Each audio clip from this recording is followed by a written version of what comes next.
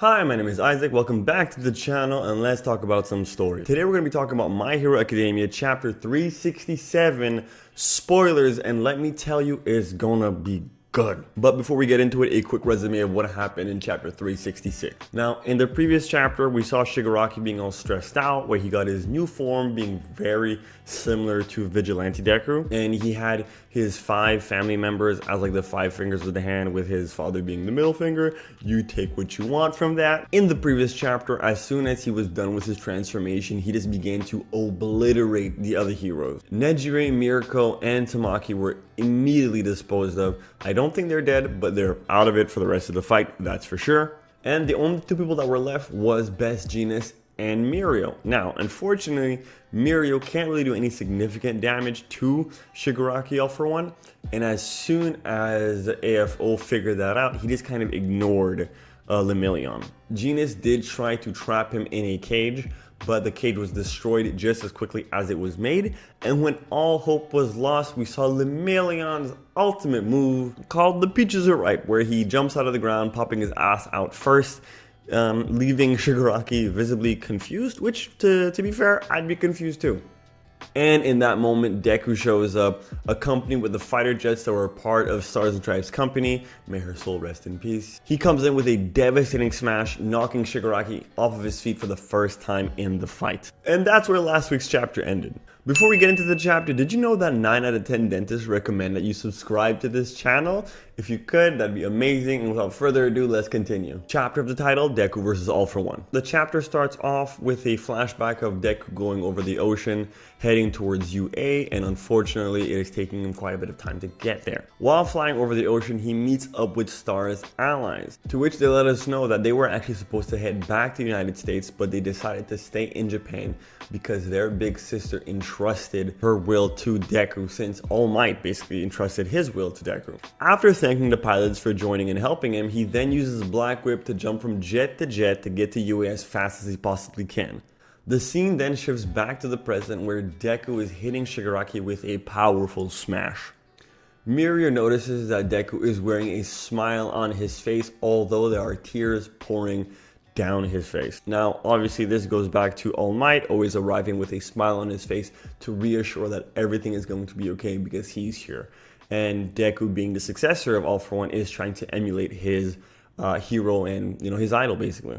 Shigaraki says that Deku has gotten stronger since they last met, and notices that there is a new glowing energy in the third user's power. Now, obviously, Shigaraki telling that Deku has gotten stronger is not a compliment. It is the beginning of the mind game that he will play during the rest of this chapter. Deku strikes again and sends Shigaraki flying into the electromagnetic barrier, and he gets electrocuted by it. Izuku apologizes for being late and checks on everyone if they are okay. Now, this is the moment we've all been waiting for, right? This is the moment that we've all been waiting for, because the last time Bakugo got injured during the war arc, Deku went insane, just completely disregarding his own safety, and in the process almost lost a one for all because he was being too reckless in his attacks. Then he notices Bakugo motionless, and he notices the blood around him. He then sees the bloodied All Might card and a restless Jeanist next to him. Horror draws on Deku's face.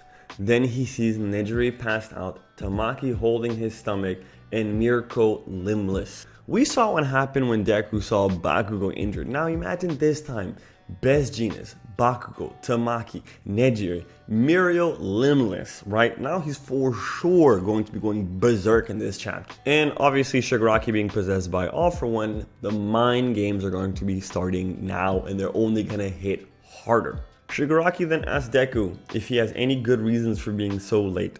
Wasn't it Toga's fault? These words put Deku in a state of deep guilt. He continues with, I couldn't help it, or I didn't see it coming. Obviously, what happened to Deku was not his fault. Toga has a special ability to negate his danger sense, so there was no way for him to notice that he was being pulled away. Although I don't really understand how Toga has the strength to pull Deku when he has All for One, but okay. Black energy bursts from Izuku's mouth and joints as One for All releases more energy. His eyes glow and sparks just like in the Paranormal Liberation War. Now guys, I'm looking at the panel where Deku loses his cool, and I gotta tell you, it's gonna be mucho spicy. It's gonna be mucho caliente. All of the spices, all of the hot words, all of the hip new things. That's what this chapter is going to be about. Shigaraki gets relaxed as he thinks when Deku loses his cool, he is predictable and he can defeat him easily.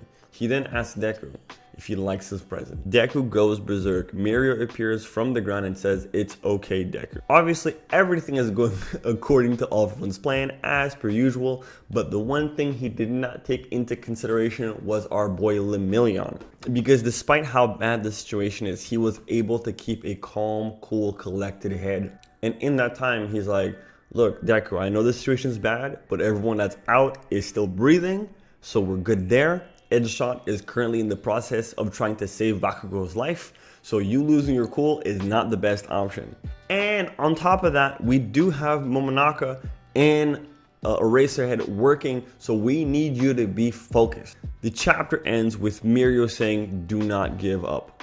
We then get a sick panel with Deku and his All For One power probably close to 100%, but in control, and the 6 vestiges of the past users behind him, as if they were like standing behind him, you know, like they were backing up. They were like, you know what I'm saying, dog, if you go down, we go down with you, dog. And that's the end of the chapter. Spoiler, guys, when the chapter does release, I will be coming with a full review. Please let me know what you think, what's going to happen next in the comment section down below, and I'll see you guys next time. Peace.